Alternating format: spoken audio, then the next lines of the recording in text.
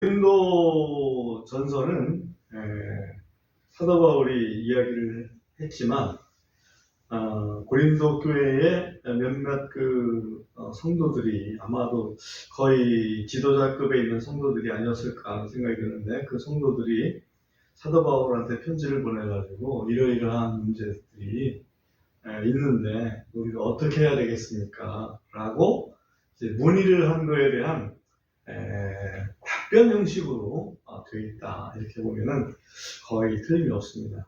고린도 교회는 문제가 참 다양한 그런 교회였습니다. 근데 고린도 교회만의 문제일까라고 생각을 해본다면 오늘날 교회에도 아주 동일하거나 유사한 문제들은 충분히 있을 수 있다.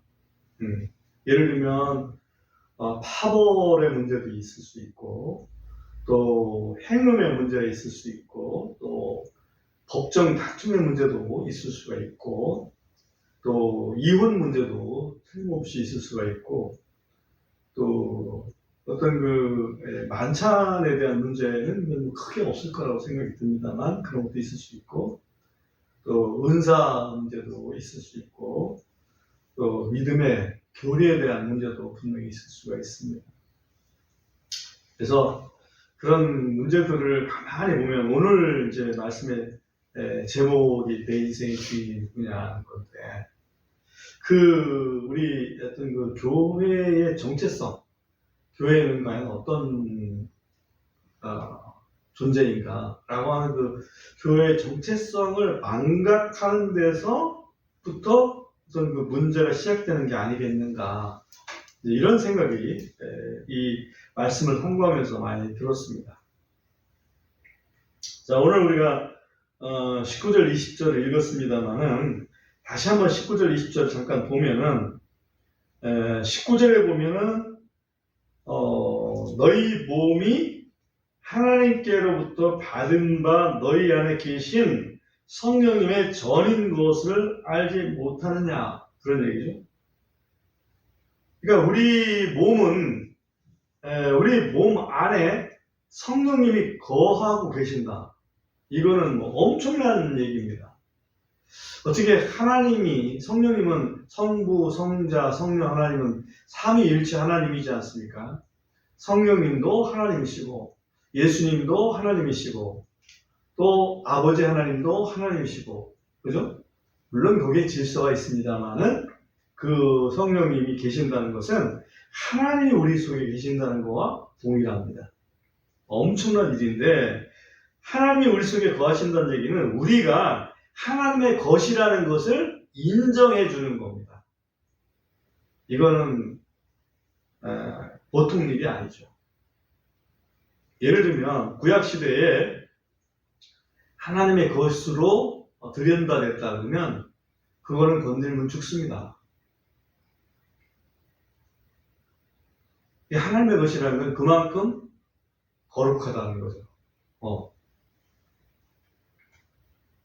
그래서 우리 몸을 성전이다, 이렇게 이제 말씀을 하고 있는 거예요. 너희 몸은 하나님의 성령님의 전이다, 성전이다, 이 말이죠. 거룩한 하나님의 집이다, 이런 얘기죠. 그리고 그렇기 때문에 우리 몸은 너희 자신의 것이 아니고 누구의 것이다? 하나님의 것이다. 그렇다. 그 얘기를 지금 19절에서 하고 있습니다. 그럼 어떻게 해서 우리 몸이 하나님의 것이 되느냐? 어떻게 해서? 그거를 20절에서 얘기를 하고 있어요. 20절에 보면 이는 주께서 값을 치르고, 이것은 예수님이 값을 치르고, 어디서? 십자가에서, 그죠?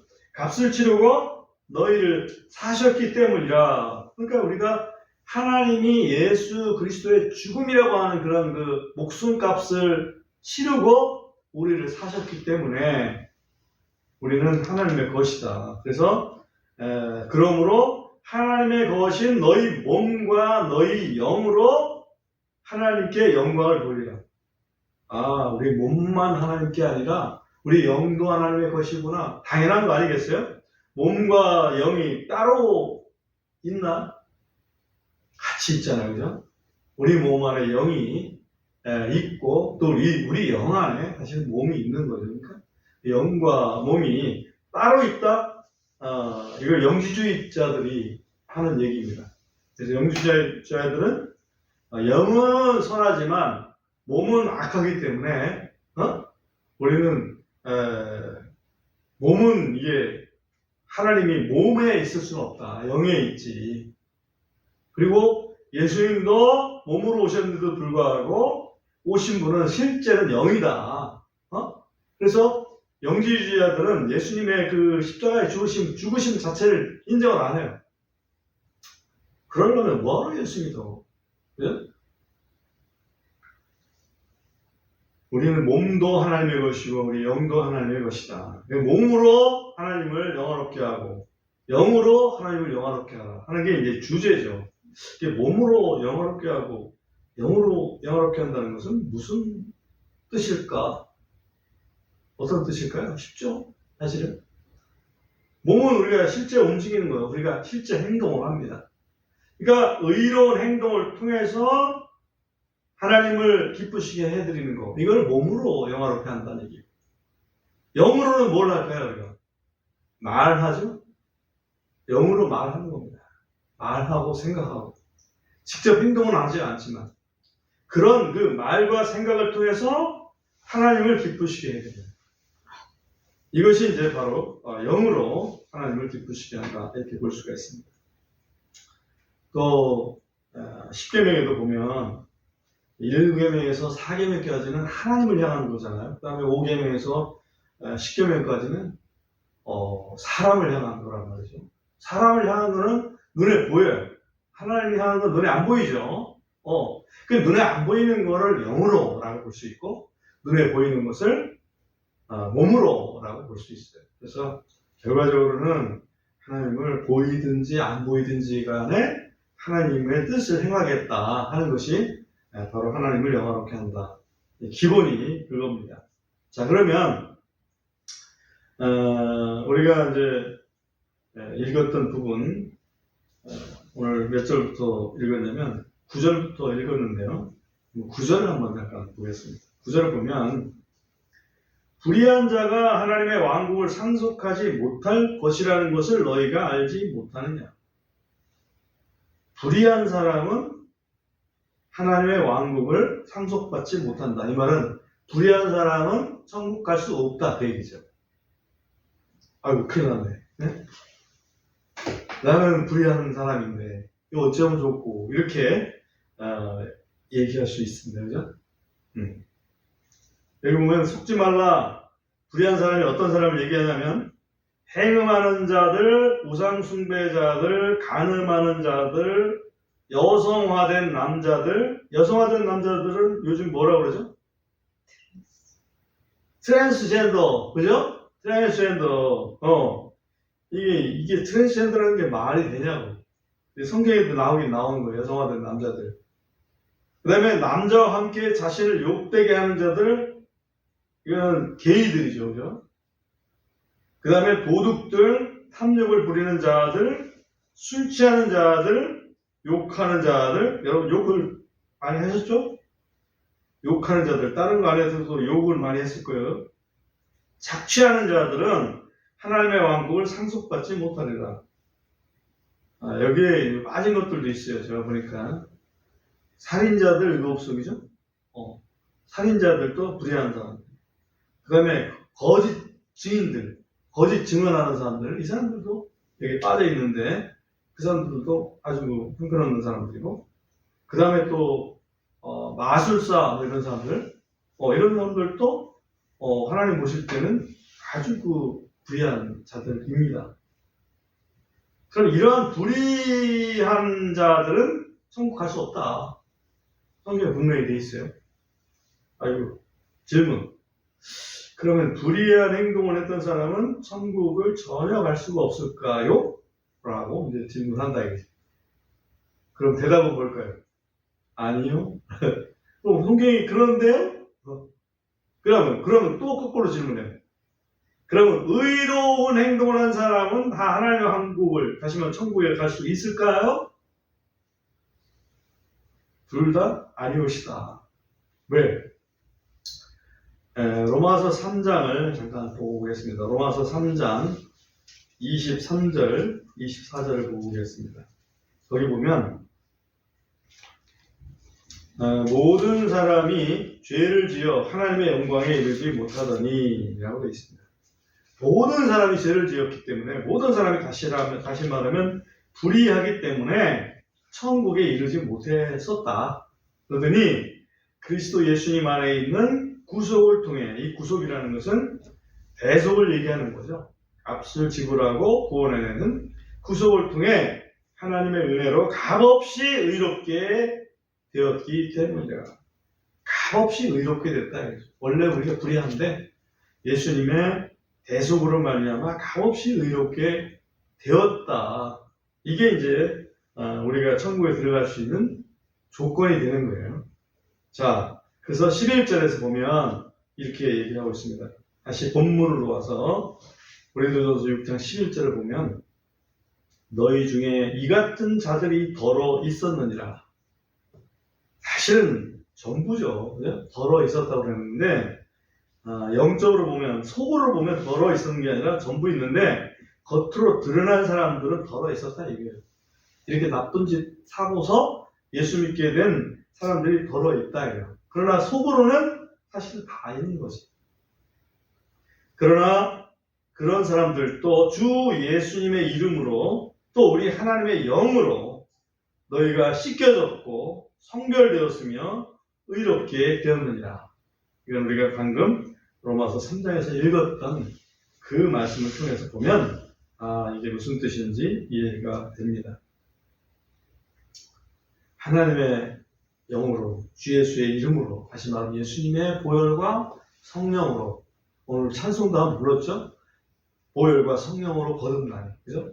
이 말씀을 여기서 이해할 수가 있습니다. 여기까지가 일단 한 주제가 되겠고요. 그 다음에 이제 또 한 주제. 그러니까 우리가 불의하지 말아라. 불의했었는데 이제는 예수 안에서 의로하셨으니 불의에 머물지 말아라. 이렇게 기본적으로 되고요. 그 다음에 12절부터 있는 말씀을 보면, 12절을 보면, 모든 것이 내게는 적법하나, 이 모든 것이 내게는 적법하나, 내가 다 할 수 있다 이거죠. 법적으로 괜찮다 이거예요. 이 모든 것이라는 것은 과연 앞에 있는 불의한 행동들을 포함하는 것일까요? 아닙니다. 이 모든 것이라는 것은 그야말로 그리스도 안에서 이제 믿음으로 행하는 모든 것을 얘기하는 거예요. 믿음으로 하는 것, 모든 게 내가 적법한 거예요. 그렇지만은 모든 것이 적절한 것은 아니며, 개역 성경에는 모든 것이 유익한 것은 아니며 그렇게 되어 있죠. 그 뜻이 상당히 좋다고 생각합니다. 그러니까 내가 믿음으로 옳다고 생각하는 걸 다 할 수 있어. 그렇지만 그게 꼭 유익한 건 아니다. 모든 것이 나를 위해 적법하나 내가 어떤 권능 아래로도 끌려가지 아니하리라. 참 쉽지 않은 표현이죠. 내가 할 수 있어. 근데 왜 권능 안으로 끌려가? 내가 하는데 왜, 내가 자유가 있는데 왜 권능 안으로 끌려가지? 이 두 가지, 하나는 내가 할 수 있어. 다 할 수 있는데 그게 꼭 적법한 건 아니고, 또 할 수 있어. 할 수 있는데 그걸 하다 보면 내가 어딘가에 끌려갈 수 있어. 이게 어떤 예일까? 예를 들면 조금 이해가 좀 쉽습니다. 예를 들면 음식 있잖아요. 재물, 우상재물. 우리가 이미 다 아는 내용이지만 우상재물을 내가 먹는 거 문제 전혀 없어. 왜? 우상재물은 우상이라는 것 자체가 아무것도 아니기 때문에 우상한테 드렸다고 해서 그 재물 자체가 믿음으로 보면, 영적으로 보면 아무것도 아니니까 내가 먹어도 영적으로 전혀 문제가 안 되는 거예요. 그런데 그게 다 유익한 건 아니다는 거지. 왜냐하면 믿음이 좀 연약한 사람이 있다 이거예요. 근데 믿음이 연약한 사람이 보면 우상 재물을 먹으면 좀 우상 숭배에 참여하는 거 아니야? 이렇게 생각을 하고 있었는데 그거를 그냥 뭐 믿음 좋다는 사람들이 다 먹어버리네? 아, 그러면 우상 제사에 참여를 해도 괜찮은 건가? 나도 먹어? 응? 그럼 나도 뭐 먹지 뭐. 즐겁게 먹지 뭐. 예를 들어서 그렇게 하다 보면 그 믿음이 연약한 사람은 우상제물을 먹는 것이 오히려 자기의 믿음을 해하는 경우가 된다 이거죠. 그래서 그런 사람을 생각하면 나는 가능해. 그렇지만 믿음이 약한 사람들을 생각해서 그거를 그렇게 하지 않는 게 좋겠구나. 예를 들면 포도주도 마찬가지예요. 포도주 먹는 것이 난 문제가 없어. 그렇지만 포도주를 담대하게 먹다 보면 다른 사람이 포도주에 취하게 되는 거지. 그러면 취하면 자기 정신 잃잖아요. 정신 잃으면 딴짓거리 할 수 있어. 죄 지을 수 있다 이거지. 그럼 그렇게 만드는 유도자가 되니까 문제가 될 수 있는 거예요. 그래서 사도 바울이 나는 다 할 수 있지만 고기도 먹지 않고 포도주도 마시지 않겠다. 그렇게 이제 얘기를 하는 기억이 나죠. 그 다음에 또 하나. 모든 게 적법해. 그렇지만 그 어떤 권능 아래로 내 끌려가지는 않겠다. 그 얘기는 예를 들면 그 앞에 우리가 고린도전서 읽지 않은 내용 중에 보면 뭐냐면 이 형제가 형제를 고소해가지고 법정에 끌려가. 그러면 법정에서 오라고 그러면 내가 가야 되잖아. 왜? 나는 당당하게 이건 저 사람이 잘못한 거니까 내가 고소를 했어. 그래서 그 고소에 대해서 법적으로 처리받기 위해서 나는 끌려다녀야 돼. 내가 적법하게 했습니다. 그렇지만 그거는 영적으로 가만히 생각하면 나는 자유가 구속이 된 거죠. 그래서 사도 바울이 얘기한 건 뭐냐면 차라리 불의를 당하는 게 낫지 않니? 너희가 그 정도 판단력이 없냐? 너희가 천사를 판단할 그런 그 지위를 얻은 존재들인데 그거 하나 판단 못하냐? 왜 세상 법정에 가서 그리스도인끼리 싸우냐 이거지. 오늘날 그 대형 교회들의 문제들 속에서도 그런 게 많잖아요, 그죠? 물론 아주 그 흉악한 죄를 지은 그런 그 사람들이 있습니다. 그런 사람들을 처벌하기 위해서 그런 경우가 있습니다만 그렇지 않다면 어떤 그 이해관계 때문에 그렇다면 그거는 교회 내에서 해결해야 될 문제가 아닌가. 그런 측면에서 지금 12절은 해석을 할 수가 있습니다. 그 다음에 13절에 보면 음식들은 배를 위해 있고 배는 음식들을 위해 있으나 하나님께서는 그것과 저것들 모두를 멸하시리라. 이제 몸은 행업을 위해 있지 아니하고 오히려 주를 위해 있으며 주께서는 몸을 위해 계시느니라. 이 표현은 간단하게 되어 있지만 하나님께서 그것과 저것들 모두 멸하시리라. 이해가 쉽습니까? 다시 말하면 음식도 멸하고 배도 멸하시겠다 그 얘기예요. 음식도 멸하고 그 음식을 먹는 몸도 멸하겠다 그 말씀입니다. 그걸 어떻게 이해를 할 수 있습니까? 먹지 않고 살 수가 있나요? 먹지 않고 살 수가 없습니다. 그죠? 예를 들어서 우상 제물을 이제 먹어요. 왜? 배고프니까.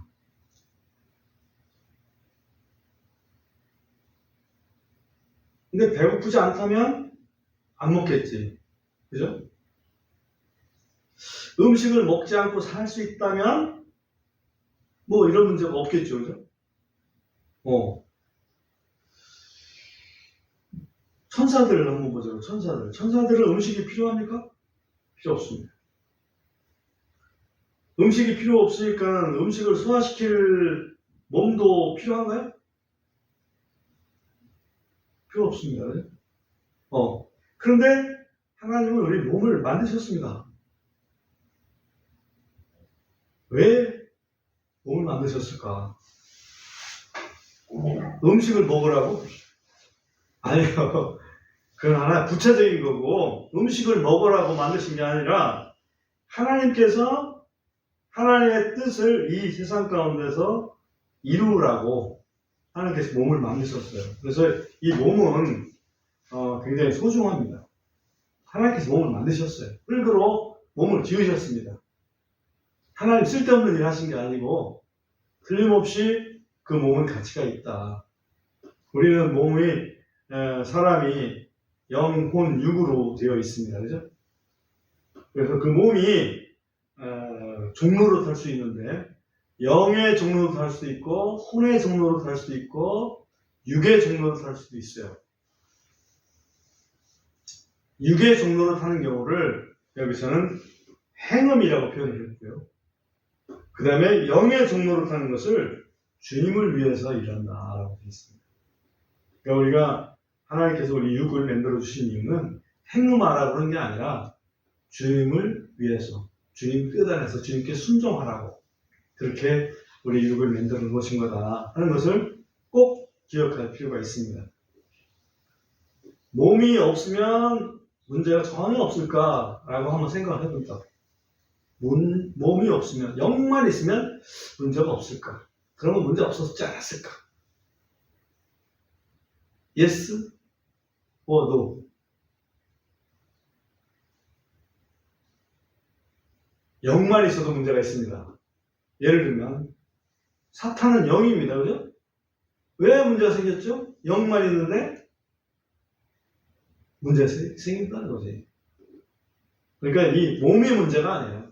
하나님을 향한 우리의 그 자세가 문제인 거지. 내가 내 인생의 주인이 나냐?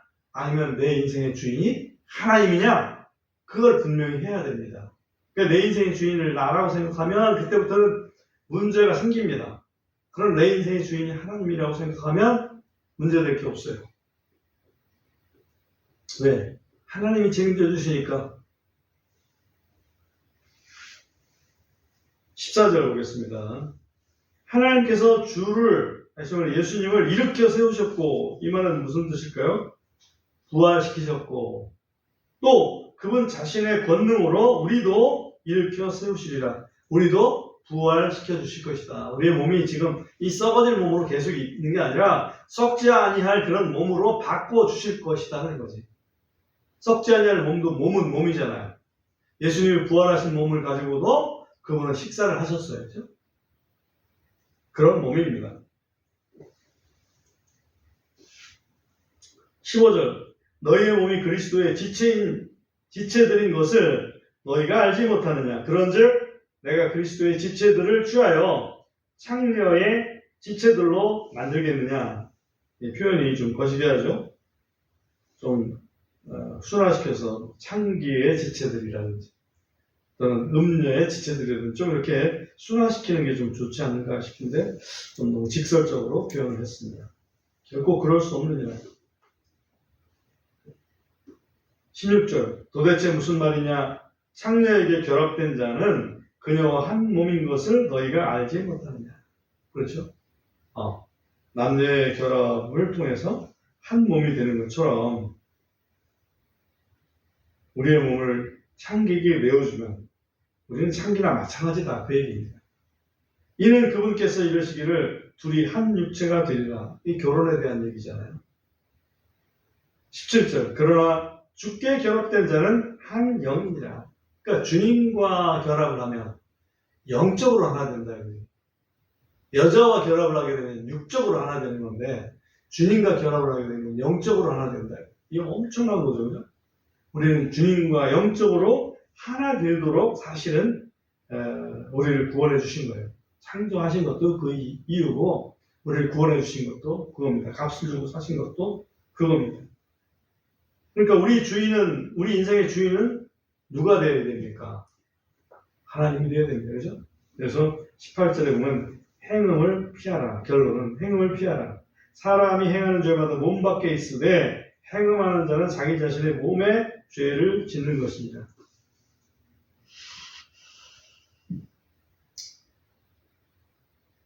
음행죄 말고 나머지 죄들은 예를 들어 살인죄다 그러면 다른 사람을 죽이는 거니까 자기 몸 속에는 뭐 아무것도 없는 거잖아요. 근데 행음은 자기 몸 속에 남는 거다. 도둑질하면 그 물건이 어딘가 있잖아요. 그렇지만 행음은 자기 몸에 남는 거다 하는 것을 여기서 지금 강조를 하고 있습니다. 그래서 우리 몸은 주님을 위해서 사용해야 된다. 우리의 주인, 우리 인생의 주인은 하나님이시다. 결코 우리 자신이 주인 노릇하려고 하지 말아라.